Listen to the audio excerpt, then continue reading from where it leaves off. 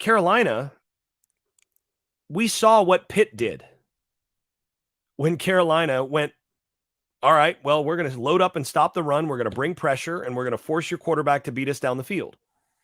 Well, you had some receivers running free down the field. Ultimately, though, they just missed them. Do we really think Sam Hartman's going to miss all of those? Slovis was bad. Slovis was bad. And Carolina counted on that. That was the right call. That's what we said they should do is, look, make Slovis beat you. I don't think the right play against Wake Forest is make Sam Hartman beat you. Right? I think you need to be judicious. I think you need to bring pressure sometimes, but you need to be careful when you do it. And what you don't want to do is bring 6-7 guys and leave yourself exposed on the back end, or they're just going to shell you, because those are NFL receivers out there. They got 3 NFL receivers on their team. So to me, yes, bring some pressure. And I think we'll see that some, but you've got to pick your spots and you got to make sure you disguise when you're doing it.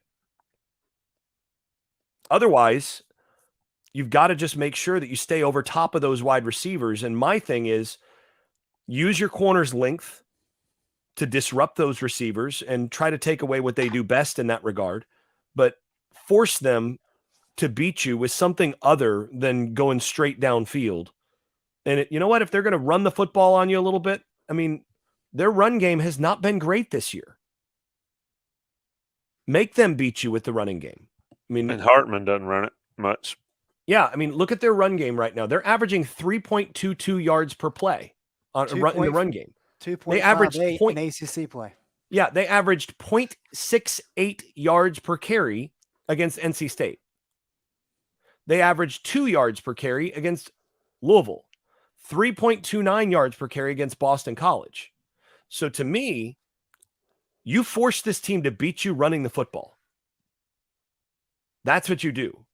And if they can do that, well, then you start to bring a little bit more pressure. But I think you make them prove that they can beat you running the football, and you try to you make Sam Hartman hand the ball off a little bit more.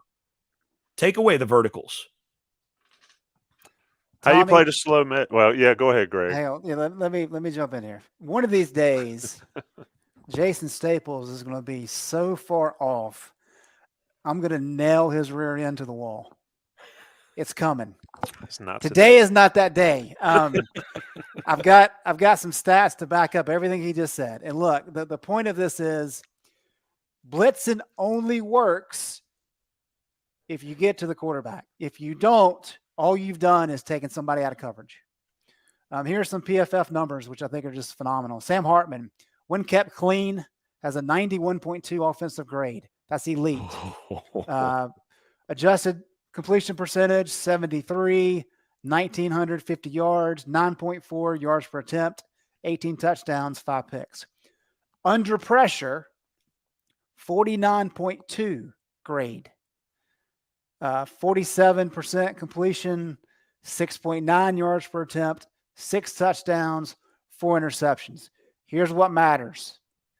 When blitzed, Sam Hartman has an 84.5 grade with a 72% adjusted completion percentage, 9.3 yards per attempt, 17 touchdowns, 4 interceptions.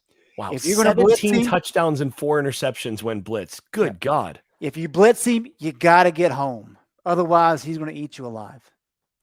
So everything Jason just said is exactly right. Actually, it's interesting. His grade on the year is, I just went over to his page. His grade on the year is lower when not blitzed than when blitzed. Yeah, so Sam Hartman, when he has time to think about it, he is worse than when he has to make a snap decision and get the ball out.